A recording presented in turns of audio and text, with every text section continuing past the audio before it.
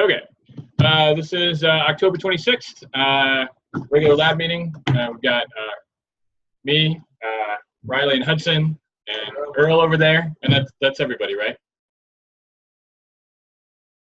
Yep. All right, Sammy said he was sick today. Okay, so I'll move right along here. See if that gets going. Okay, we have full screen. I'm actually seeing your presentation slide. Oh, yeah, I hate how it does that. How do we get rid of that? Display settings. Duplicate. How about now? There we go. Okay. So first thing is kind of a fun one. So we've been having problems getting the view working on the camera. It's got kind of a narrow field of view. So on a previous project, we were looking at using tiny little QR codes. He's laying around. Can you grab that box, Riley or Hudson? Which one? This little one? The one by your feet there with the models in it. So we had these QR codes, and the idea is you use your phone and you essentially scan them and use the camera on your phone, but the camera on the phone's focus is too far away, and so to miniaturize these, they couldn't zoom in far enough. So we found these little clip-on cameras that would let you like zoom and macro, and one of the ones in there was a fisheye one, so I just threw the fisheye clip-on lens on the regular guy, and oh, wow. Okay. Seems to work just fine. That's just like a little filter. Yeah. Low-tech solution to this problem. So awesome. I was pretty excited that worked. So, all right. I got the Oculus Cloud Compare stuff working. Thanks for that suggestion, Earl. I got it working yesterday. Yeah, it was pretty freaking amazing. I can't wait to show you guys after the meeting. It took a little bit of work to get it going. And I don't really know what the problem was, but on the 5th attempt, it just worked like a charm. Nice. Yeah. I've got a space mouse, so I think that's going to help with the navigation inside. But you can like move your head around and like look around, and but I don't have a great system to move around. You can use the keyboard, but the mappings are kind of weird. So I think the space mouse is going to make things nice. But I'll give you guys a look at it. We should look at it. I haven't even looked at it with your data set yet, Earl. So I've got one from the NIU campus scan. So I flew the whole of NIU campus back in August of last year. So I've got this whole scan of the whole campus, and it looks pretty good. But I actually want to reprocess that data now that we know that we can get a higher resolution. I think we can make that even nicer. No. I was thinking about doing the exact same thing too. So. Yeah. I'll start rerunning them. I started rerunning. I'm not going to talk about this in the lab report too much, but I did start rerunning a bunch of the stuff from the REU, the trip to Mexico where we scanned the cenotes and the jungle and whatnot. It wasn't archaeological; it was a groundwater study. But there were archaeological sites nearby. But yeah, that one should be. I've rerun about a quarter of those so far. I downloaded all of the Microsoft building footprint data. Earl, I don't know if you saw this. This came out in the New York Times a week and a half ago. They published a link to the, they published an article about Microsoft's AI-based building extraction. So Microsoft ran like a deep learning thing on a bunch of satellite imagery and came up with building footprints and released them all to the public. So there's the link down there, and you can download each individual one. They had a list. They basically package it by state. And then I set up, this was actually a good chance for me to test out some things. So I used the wget on the Linux subsystem to be able to just like, here's a list of files I need you to download, and it just downloaded them all. So that was really nice. I did learn that you want to move, this was actually something else. I was downloading a pile of LiDAR data for the area around Charlotte for Molly McKnight. And we blew out all of the storage on the 1 terabyte drive. So I learned that you should switch to the mount folder on the Linux subsystem and don't try to download into the other thing. So that was good to know. All of the building footprint data was about 4 gigabytes, so it's not too bad. I mean, that's manageable. And it's all, I've got it on a OneDrive folder, which we'll try to do this next week, Earl. But now that I've got OneDrive set up, I think that might be a good mechanism for both groups to share without blowing out anybody's storage. So we'll give it a try. We played around with that. We were using that pretty extensively at NIU, but I didn't know what would happen when I got here and with the OneDrive. Yeah, it was really crappy about 2 years ago, but now it's pretty good. There's some really nice features where a lot of the files just reside on the. You can browse the file system as if it's local, but it doesn't pull the files down until you need them. Or you can set it to you can either have them always there, or you can say just leave them on the server unless I need them. And that combination is really nice because it's nice to be able to browse the file system and look around for what you want without having to pull all of the data down. So that feature is cool. The SpaceNet competition was posted last week. So I think that this could be a good one to at least look at. It's an off-nadir challenge, building extraction using off-nadir satellite imagery. And I thought that Microsoft data might come in super handy to test against, see how well you're doing. I'm sure they release a test data set that you can bang against, but if we want to test it against the real thing, we could super optimize the algorithm because we know what cities they're going to use. So, what's that? It's a good old layout. It's all from. Yeah. Yeah, I think that this should be I think that could be fun. I don't know if it might be a big time suck too, but we can see. I haven't even looked at the data yet. The other big thing that I was working on was trying to make, we had talked about this a couple of weeks ago, making 3D models in Pix4D using YouTube videos. So rather than flying everything ourselves, is there a way that we can snag imagery off of YouTube and then run that through the models? After a lot of trying on a lot of different things, so I ran it on, Mike Cook had a video that he took in Chile, I think. Somebody had posted some like beautiful like foliage somewhere with a drone, and so I tried that. And then I grabbed some image from PBS on the Hurricane Matthew? The most recent one? Yeah. Michael. So I tried a bunch of different things. Basically, the idea is we're going to use FFmpeg. So you can use any online video converter. You guys have probably done that before. I can't believe that that's as easy as it is, but that part's simple. And then FFmpeg is a sort of Swiss Army knife of video processing, and it's free, and it's command line, but it's pretty simple to use, and there's a ton of pages, sort of just, if you just Google whatever you need. So in this case, I was like, video to JPEG, and it's like, here you go, here's what you want to do.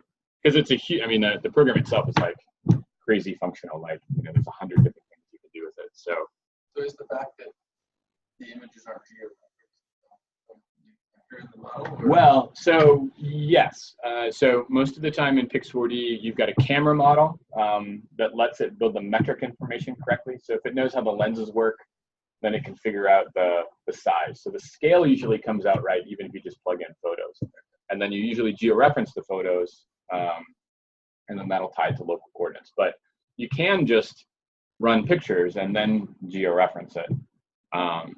But yeah, usually without a camera model, you can't build a metrically correct model, but it could still be internally correct, but the scale might be off. But then you can go in and use satellite imagery or something to rescale it to make it right, if you know where it is. Yeah.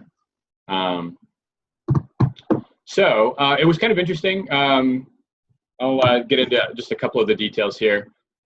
This was an example of how the FFmpeg process works. You basically call FFmpeg, you give it an input file, you tell it how many frames per second you want to pull out. So one is often, like when we take aerial photos, I often only take every second or every 2 seconds worth of a picture. And so you're throwing away most of the frames from the video. But I did try 1 and I tried 15. Per second. Yeah, so that's a lot. But the quality of the models weren't fantastic. So I thought, well, let's just do the upper end and see what happens. It took about a day and a half to process. It was about 1,000 images off of this. Oh, I didn't display this here. I'll show you, see if this works. Can you see the video coming in, Earl? Yeah. Yeah. Yeah, this is the actual footage. That's a pretty I wish it was that good.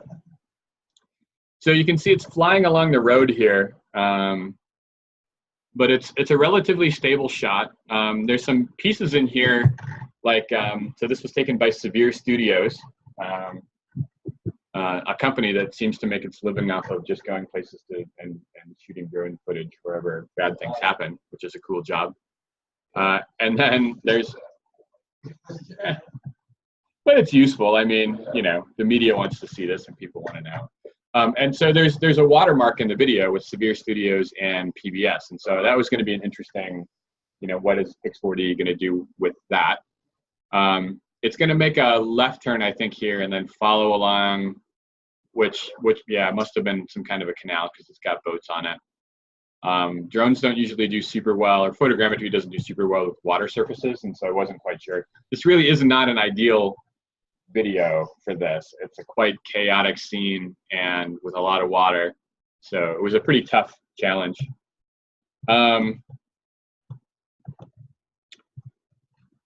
There are a couple of tools that I've been meaning to talk about.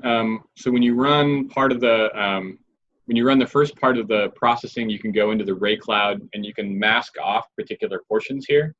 So it's basically like kind of a local, you know, like the magic tools in Photoshop or something, where you click on a pixel and it kind of chooses the pixels around it. Yeah. So that's kind of how it works. That's why the sky looks kind of irregular down here. It's basically a successive sort of like, I need this and I need that. Yeah. It works pretty well. It's just a little time consuming. Once in a while, it'll do a good job of sort of just like picking the whole sky. And sometimes, like with this stuff, I had to spend, it was probably like 30 clicks to get the whole sky out. There are three kind of filters, or annotations is I guess what they're called. There's a mask, which would just exclude something from a single image. There's carve, which is apparently used for removing the sky on all of the images. So if your shot is stable, then you can kind of mask off a piece of that. And then there's global mask, which is the same thing. The difference between carve and global mask seems to be carve figures out where in real space you don't want stuff. So it says like in the point cloud, don't make any points in this area. Whereas global mask takes the image and says, don't use these pixels from the image to reconstruct it. So it kind of comes at it from different sides. I tried that and it worked okay. I got to thinking, because it was so click oriented and I found that very annoying, what I wanted to do was see if we could just like throw away all of those pixels anyway. So this was just a little Python snippet to loop through all of the images and to just take, you guys know Python? A little bit. Okay. So the first bit here is just loading the libraries. Glob just builds a list of all of the images in that directory, and then it just loops through each of those, reads in the image, and then only keeps everything from the 250th row down. So then it just kind of cuts it right at the top and then just takes everything from the bottom and throws everything else away. So in this case, all of the sky is never there, the watermarks are never there, and so it doesn't have to reconstruct that. Yeah, I just kind of guessed where that was. I think it took 2 shots to try to get it below the horizon. Right. Yeah, the bottom is what it looked like. So that was, I think that worked pretty well. I think in the future, if there's ever terrestrial stuff, that's not a bad approach.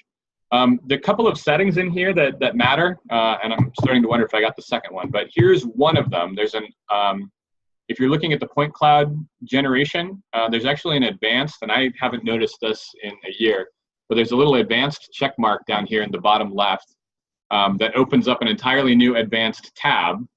And then you can change the matching window size from 7 by 7 to 9 by 9. So one of the differences when you load up Pix4D, it says, would you like to make a map or a model? And one of the things we've been wondering about is like, what's like, those are clearly like settings that it's changing in there, but we're like, what exact settings is that changing? So this was one.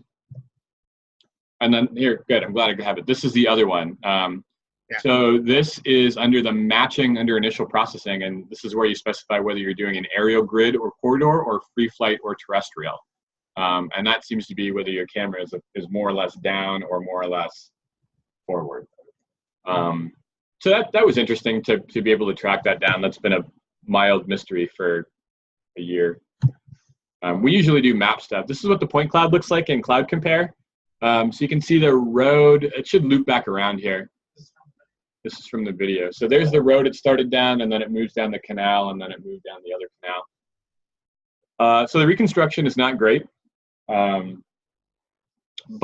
I would say that there's probably useful information in there. The buildings in the front, right around here, are okay. You know, I think that there's usable information in there.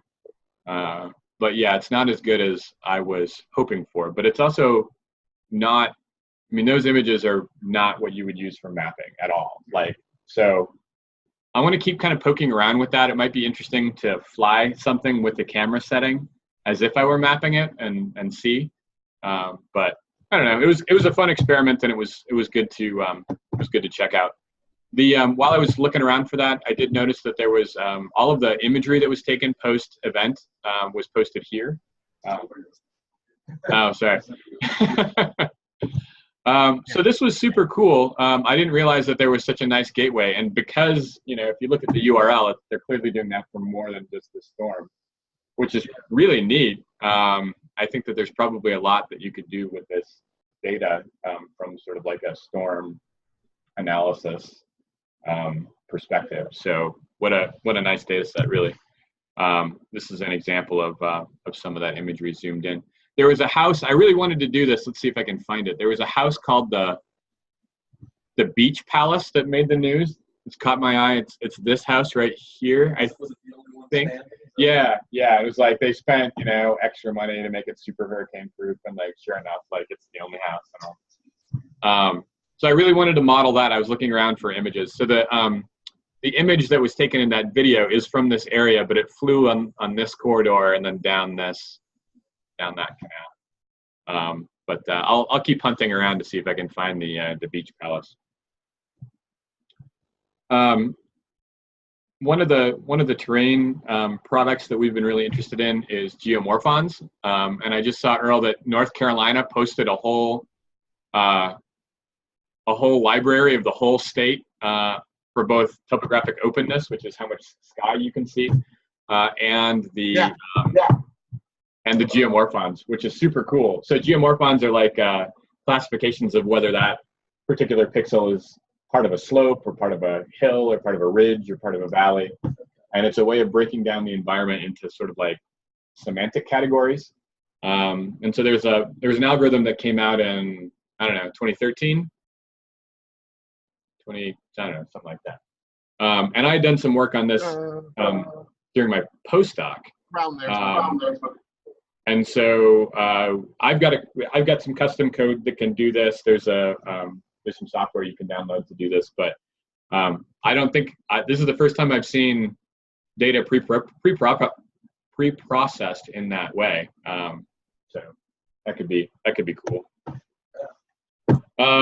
Earl, I don't know how your Arc Pro stuff is moving along. I would say that I'm finally, after about 3 weeks of struggling, I'm happy with my feelings about Arc Pro. I feel like the transition is complete, and now I'm comfortable with it. Like, that's the thing I go for. How are things going for you out there, Earl, on that front? I have a little bit in my presentation about that. All right, well, we'll hold off on it. But I didn't use this link, but I came across it while I was doing something else, so I thought I'd throw it in here. And then I think this is the last slide. I got the AAG abstract submitted.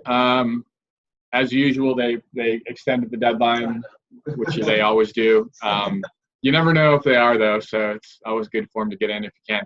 So the new deadline is, I think, November 8th. I ended up putting, so this is the RU work that I did on the groundwater modeling steps. So we flew the drones, and the idea is to recover elevation information from that stuff. And this is a particularly challenging environment because it's very dense vegetation and it's very low relief, which makes the satellite elevation models not great down there. And it also makes it challenging to do the reconstruction. So it's kind of a hard environment to do it in. And that's, so I'm on that one with, I put Andrea and Lily on that one. And I was going to talk to you to see if you were going to do a poster, Earl, or something.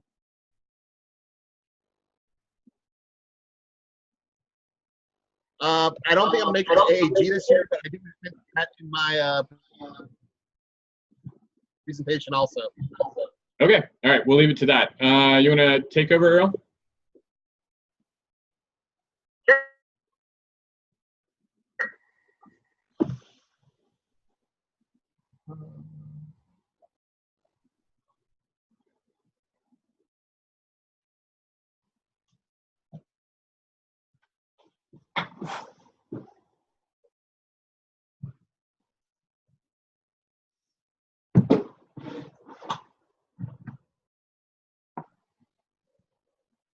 Okay, are we seeing me? Yep.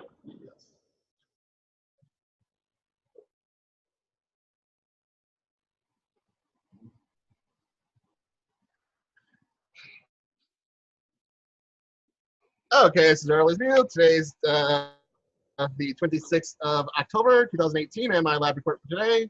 The key topics are going to be proposal, conferences, Pix4D, and STEMFest. And there was a late edition. I will be talking a little bit about the Arc Pro issue. I just added that while I was waiting for the link to go up, so it's not very much. Once again, the typical spiel, it's going to be short, I promise. We'll see. Okay, from last week, my goals were proposal, committee meeting, a rerun of the leaf off conditions, and make a poster for under my Topo States puzzle map. For the proposal, we are still making rewrites. Working with Dr. Pingle, we're going section by section now to sort of tighten up some of the things. And believe it or not, it's actually starting to look like a proposal. You know, like I actually might have some sort of idea of what I'm doing. I would not have believed this if you'd asked me about a month or two ago. So we will see. I think we're going to put a copy of it in the lab report folder, so you guys are welcome to take a look at it and see how it looks to you. So I would love for some feedback on it. I do appreciate commiseration of efforts, so go ahead and take a look at that. We spent some time going over it last week, so we won't do it this week. Earl, can you post it to the Slack committee channel? meeting. I have talked to everybody on this. What? What was that? Post it to the channel instead of the Dropbox folder? Yeah, I'll post it to Slack. Okay. I can take it out of the Dropbox and put it in Slack for everybody to see then. Cool. Okay? Okay, thanks. Okay. So I've talked to everybody over on this side of the world about we're getting close to committee time. And I spent, some time talking to everybody, telling them what we're doing, how we're going, how I feel the proposal is going. And I said when we had the proposal ready, we're going to set up the meeting. And I want to use like one of those online app survey things so everybody can put their times in so we can try and organize that a little bit easier. But, and I'm getting anxious. I am so ready to have something to present just so I can see how it goes. Almost there. Now getting into some of this other stuff, like we were talking about, it is conference time. I've got to decide where and what and if I'm going to present. I don't think I'll be able to make it out to AAG because, as you know, on this side there is no funding for master students to go to conferences. So whatever conference I'm going to will be out of my pocket, pretty much. I had talked to Dr. James about that, but yeah, terminal degree for funding. That's fun. I am considering going back out to the ASPRS conference again.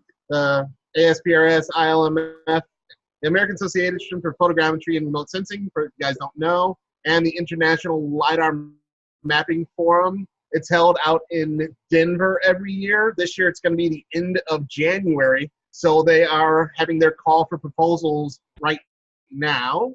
But then if I do decide to present, I got to decide if I'm going to do a poster, a paper, a lightning talk, or if I'm going to enter myself in one of the student contests. They do have some really good ones in the ASPRS for student contests.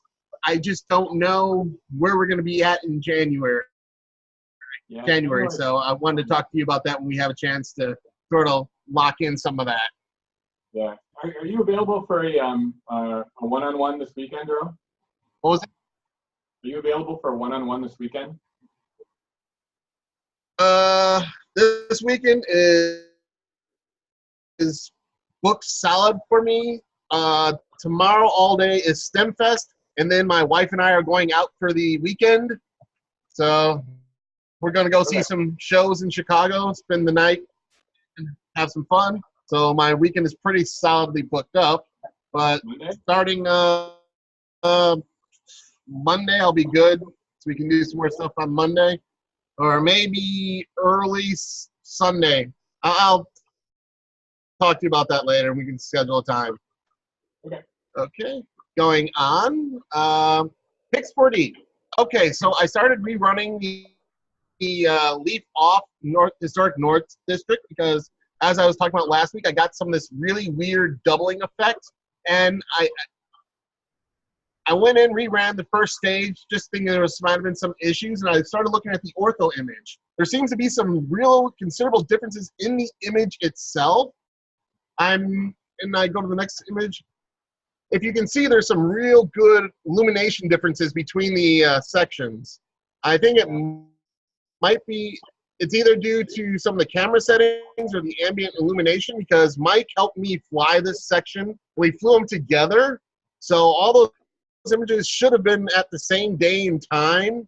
So I'm wondering if one of the settings, like maybe the aperture or something, got changed on our cameras for the two different vehicles, because this should have all had similar illumination characteristics, and it is really weird. So I'm considering maybe just going and reflying the entire area once the leaves fall off. I have the step 2 processing again. You can probably hear it in the background going. The jet engine is roaring back there. So I will wait and see how that comes out before I know. I do know I need to fill in some of the spots that were missing. So it may just be worth it to refly the whole area. Yeah, I'm still really not sure what to do with that one. Okay, next. Reflying isn't the worst idea in the world. STEMFest. What was that?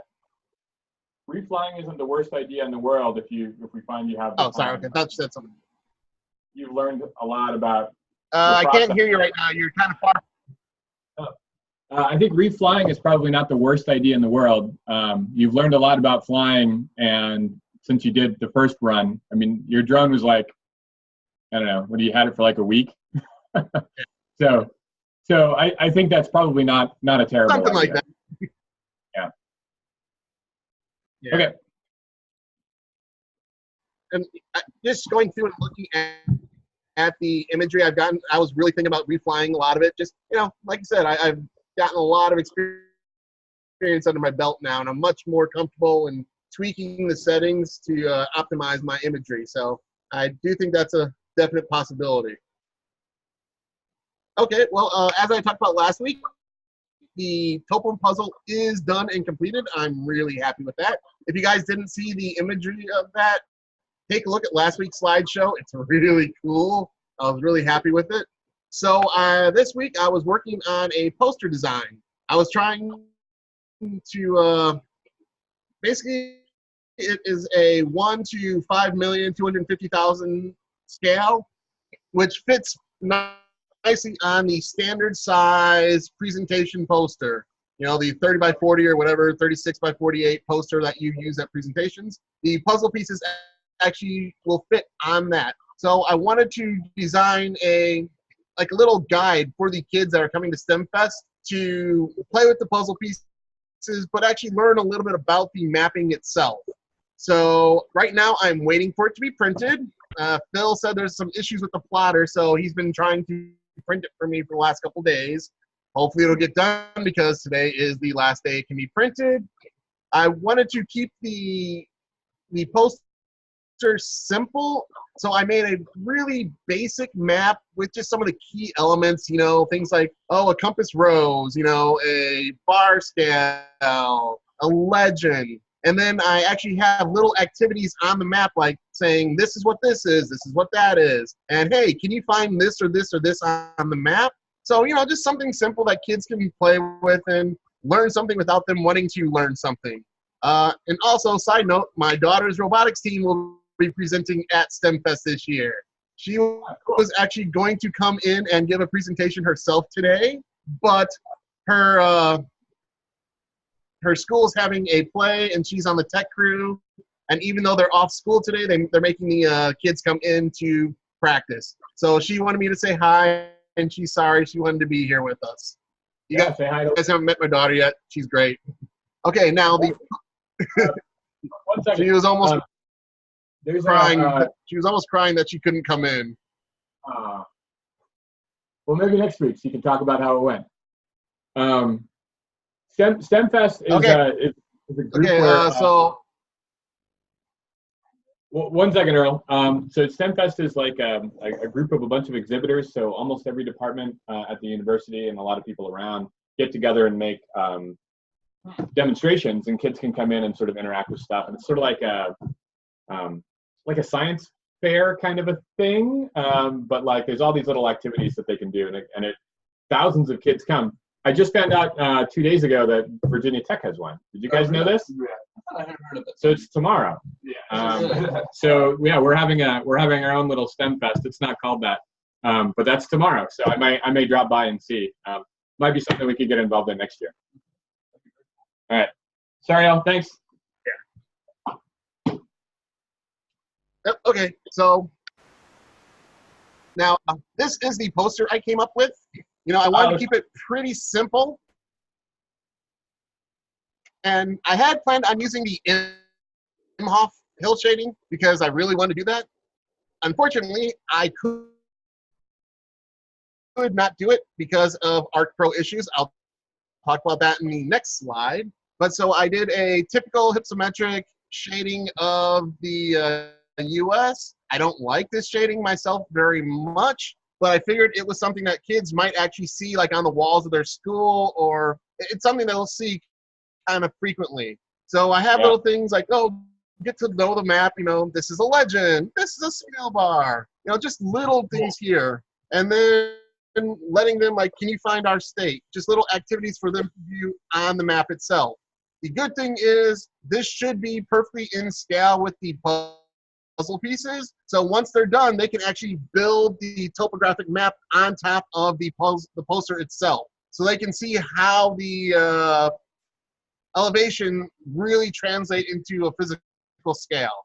Hopefully that will come out. I won't know. After we're done here, I'm actually going to run down and see if Phil was able to get that printed out. So this is a little quick burner map I did like 3 o'clock in the morning 2 nights ago. So we will see how this works out. Now getting into ArcPro. I wanted to use the Imhoff shading. I really like that. It's beautiful. If you guys have not seen that, watch Dr. Pingel's presentation from 2 weeks ago, I think. Yeah. Either last week or 2 weeks ago. It is a style of shading, the Swiss school of shading. So what I found out after trying to install ArcPro is the ArcPro license is tied into the NIU online ARC account. So you have to have it authorized through your online ARC account to use it. I have all of my stuff registered to my own email address. So ARC is saying, no, I cannot use that. Phil is currently looking into figuring out how to fix that, or else I would have to go back and re-register all of my ARC materials using a NIU ARC Online account, which I don't know. I didn't think that should have happened. If you have any idea on your side how you got yours set up, I would love to hear about it. Ours is a little bit different. We authenticate through a different server, and so ours was pretty seamless. I've linked accounts before through like my own personal ArcGIS account that I had stuff on, and then linked it with the Virginia Tech account when they gave us the enterprise account, and it worked pretty well. And so that's like a login information screen kind of thing. I think there's like a small like drop down or something like that where you can like choose to link accounts or something like that if that's kind of the issue going on there.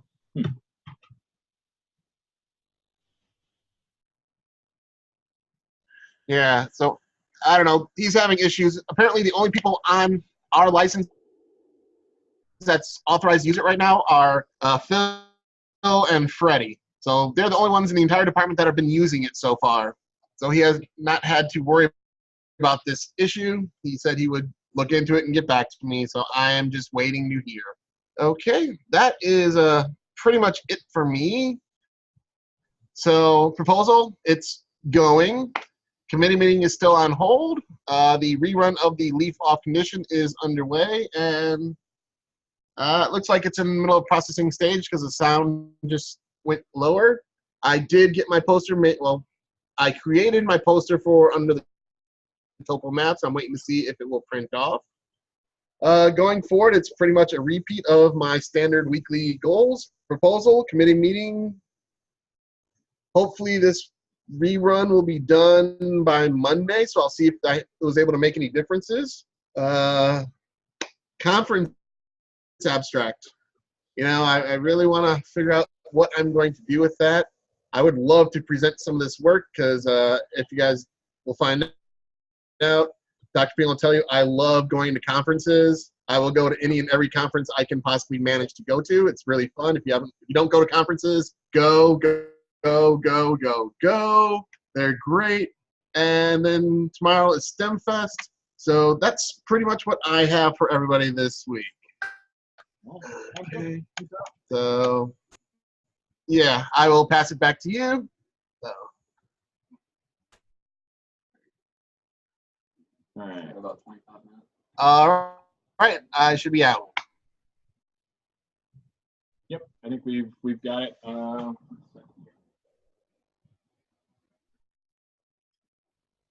Yeah, we've got to be a little bit mindful of the time on our end. We've got a colloquium in half an hour. Oh, Okay. half an hour. Same place. They were passing. Oh, that's where it was, I think, recently. Mark Cucci was in Yeah, we're running out of ports. there.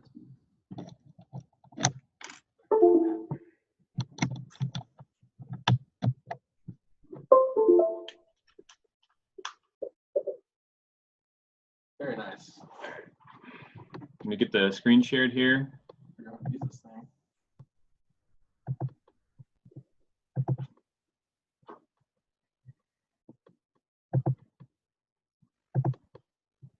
Okay. Got a screen share?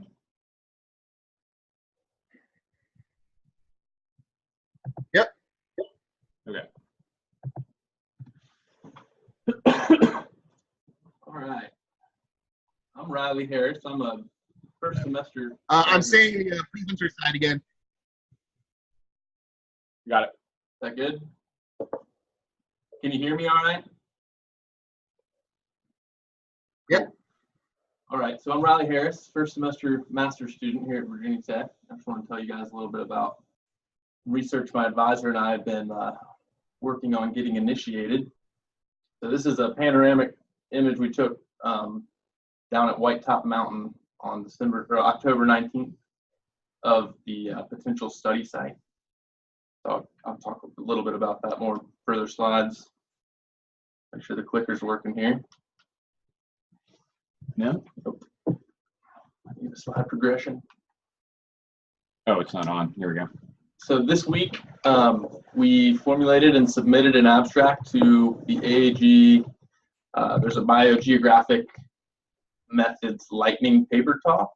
And so all papers were accepted, so we got our acceptance. We're stoked on that. We're also working to refine and submit a more comprehensive proposal to the Graduate Research Development proposal, which is put on by the Graduate Student Association.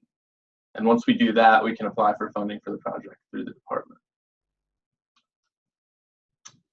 So next week, we want to get that more comprehensive proposal submitted, and then turn around and submit a proposal to the department pool for funding. Still working on literature review for the entire project for my formal proposal that will be submitted in the spring for the master's thesis. And we're working to develop relationships with the U.S. Forest Service to acquire necessary research permits. Also looking at historical information on our study site, frequency of maintenance, controlled burns, things like that that could influence the landscape there and play into our study. A little bit on southern Appalachian balds here. So this is a picture I took last week. They're southern Appalachian grass or heath balds are globally rare plant communities, grass or shrub lands that are restricted to above 1,200 meters, high elevation grasslands, basically. The origin of these grasslands is debated in the literature, but there's a general consensus around natural and anthropogenic disturbances that have maintained these landscapes. So we'll be digging into that in the literature review. But with the lack of disturbance, balds are being threatened by encroachments of the surrounding forest.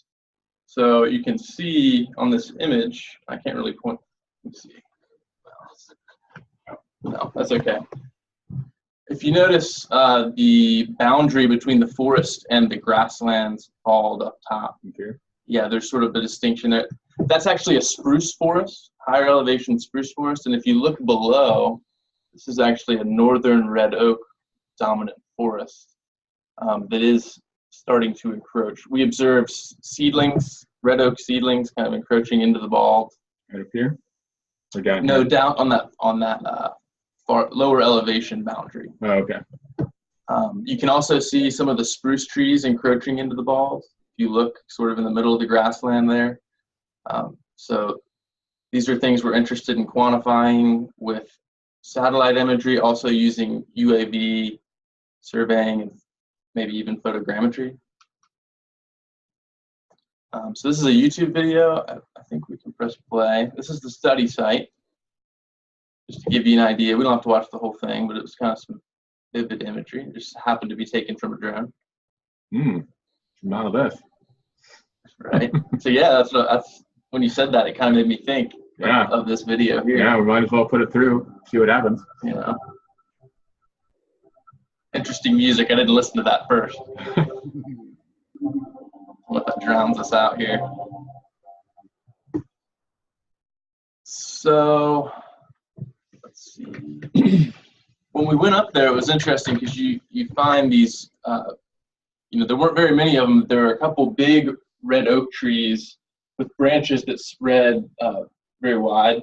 And so that kind of told us that that tree's been allowed to thrive in the light there for some time because it didn't have to go up for light. So you find this really old tree, and that kind of told us that it's been clear there for a long time because there hasn't been light competition.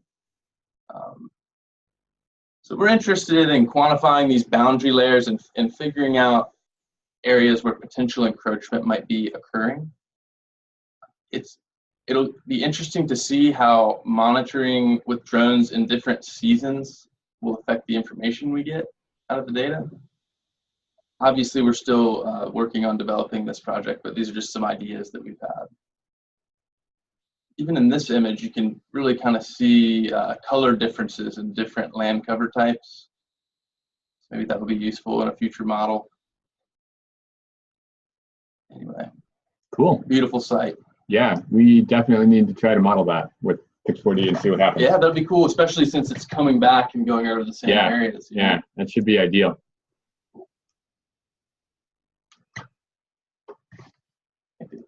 It's in the YouTube. Yeah.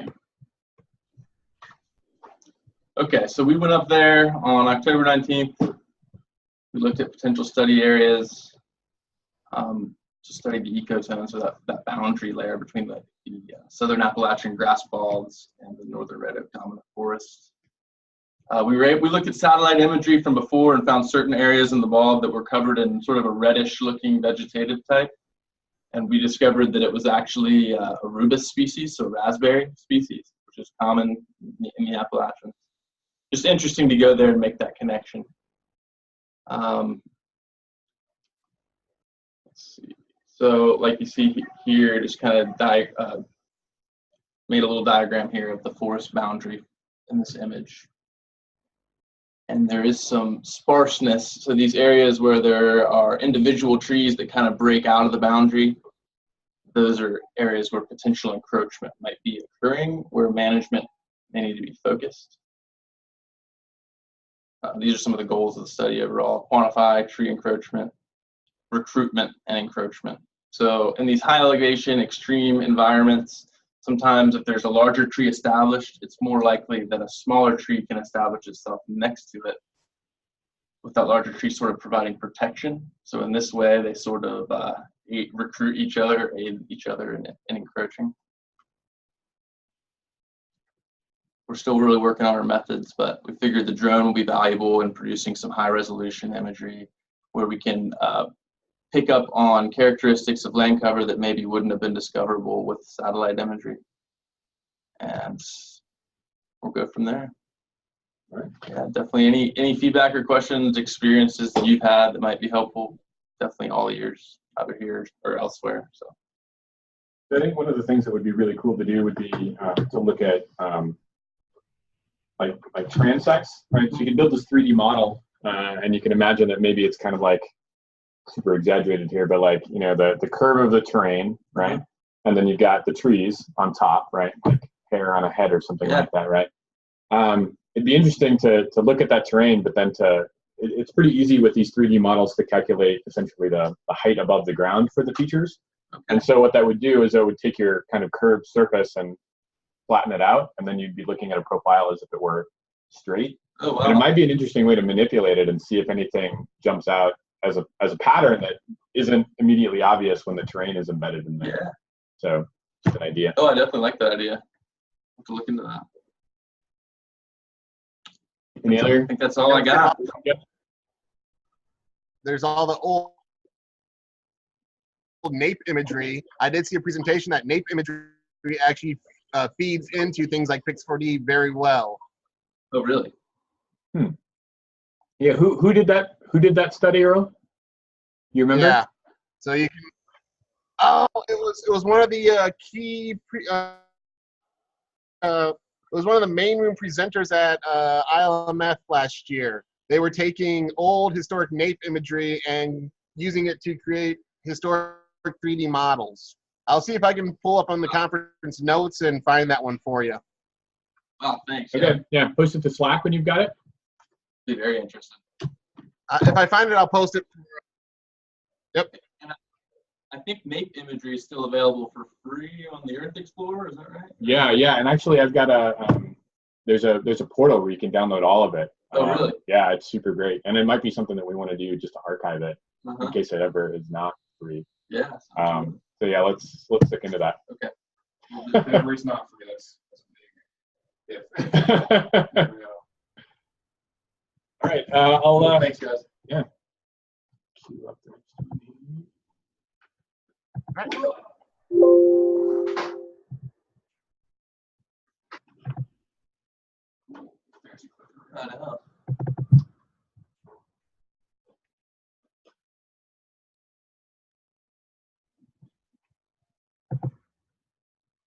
We're still doing okay on time.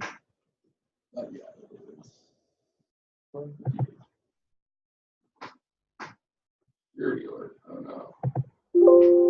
Some viruses. Hopefully I'm not destroying your system. Loading that. Cool deal. So I'll keep it pretty short for the sake of time. So a lot of this stuff is based off of research and gathering articles, journal articles that are representative of my research.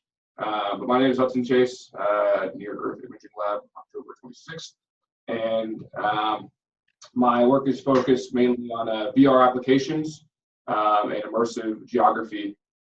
So kind of an assignment that we've done in one of our classes is kind of gathering potential sources that we could use basically to feed our paper, our sources to allow us to make it sound like we know what we're talking about when we write our paper.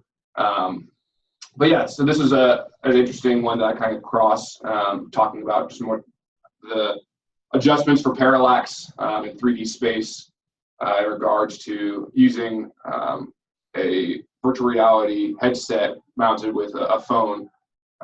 Here in this case, where they kind of like cross-section off certain pieces of the terrain layer so that they can model the levels of parallax for each eye as each one is being cross-sectioned out. But so I kind of did this whole like accumulation of methods and results for a couple of them, and I'm hoping to do it with like all my sources just to kind of have like a easier, better understanding of each one. And so they've kind of talked about here about like the double center projection method here, where they're accounting for the horizontal parallax and the perception of distance between a user and the terrain layer itself. But that was a really cool one in regards to being able to manipulate it so that the eyes can see in stereographic display. And then another one that I was looking at, so these are only a couple that I've been looking at. So this one was the integration of 3D models using Pix4D, as well as using just terrestrial camera meshes that they take from a Canon or something of that nature, and then being able to transfer them into KML for use in Google Earth. So I thought, okay, KML, Google Earth now has their Google Earth VR application in order to, I don't know exactly how friendly it plays with its current version of KML. But as far as that goes, I thought that would be something to continue to look into. Have you played with the Google Earth VR yet? A little bit. I've played with it in HTC Vive, and so Google's mapping and API structure is changing a lot. It changed recently where it's like pricing and documentation's more like held under lock and key a little bit more. So yeah, it's pricing wise, it's kind of confusing how they're doing it. A lot of people are migrating to like Mapbox. That's interesting. I have you guys seen the website thetruesize.com or whatever? Is that the one where you like pull down Greenland? Yeah, that recently went offline because they said that the changes to the API and the pricing structure were like too expensive and they had to stop. Yeah. So that's interesting. So so that's a recent one. A lot of people are migrating and ditching Google because of the recent changes to their Maps API. So including this one, this is kind of like a construction site that they're looking at here, and they're taking what they call TP points, where they're choosing, rather than use control points, they're meshing previous known spots from historical scans and meshing that with camera and the camera imagery and the aerial imagery, so that when they do bring into Pix4D, the meshing can be done relatively smoother and easier, but you can rectify it with some more confidence, I guess, in that case. So it's interesting that the differences between the mesh versus just the point representation of the data. When you get a chance to play around with that, it's, originally I was really interested in the meshes, and that has some value because it's sort of creating like solid objects that you can play with. But when the point clouds get dense enough, like then it doesn't matter. And so it's interesting, right? And the mesh, the mesh building algorithms are sometimes not great, and so those introduce artifacts that are visually distracting. Whereas the point cloud stuff is pretty high fidelity. So anyway, we'll talk about that later. Sure. And this is kind of like their methodology that they did. I mean, just kind of stepping through everything. They collected, processed, and then managed the data to be visually distributed. Kind of like the distribution system is kind of like what their outcome and goal was. But they used a lot of files, rectified images, photogrammetry to kind of build that. So the results came out to be kind of what I expected in a sense. The meshes, the results of the ground and image meshes between that to be able to manipulate them in AR and VR was quite interesting. And they did it through an interface, not through like a head-mounted display, but an interface where they could see the mesh, manipulate the mesh, navigate around it, and then be able to determine like, all right, this is where this image is sourced from. And then this is kind of like a Google Earth VR presentation. It was like a minute-long video. We don't have to watch that. So the stuff I'm kind of doing now, I've kind of split my sources into themes to be able to help with organizing them when I write my proposal and start writing the paper itself. So the first kind of theme was kind of this idea of Unity development, being able to bring models, images, meshes, point clouds into Unity for management, visualization purposes. That plays well with VR systems. So each of these kind of things was kind of like sources that I looked at and have taken time to read. And then I know, Dr. Pingley, you mentioned Oliver Kralos in his work at UC Davis, that he was kind of like, he basically had his own category, you'll see in a second, but yeah, and this idea of like geovisualization, being able to see a geo model in a specific way for a specific purpose, and how that can kind of supplement other areas or facets of engineering or education, things of that nature. And then the idea of immersion and immersive environments, where Oliver Kralos was kind of like the head guy in a sense, where he's the guy that did the AR sandbox, the visualization out in UC Davis and UCLA, kind of a front runner in that. But his more recent, I guess, endeavors in VR, kind of doing with point cloud manipulation with LiDAR data, being able to extract certain features in it and then be able to fix anomalies, things of that nature. And then that 2008 paper, that's interesting. Yeah. I'm glad you got these references. I'm gonna look at those later. Yeah, so I was quite, like, when I first reading that, seeing it was from 2008, and I was like, oh wow, like I hadn't known anything about that, or I didn't know it went back that far that he was doing that kind of stuff. But more so like when head-mount displays started coming, he was like hopping on it, kind of thing. Cool. But yeah, they the one in 2008, yeah, the first one, Bill and Kralos, he talked about their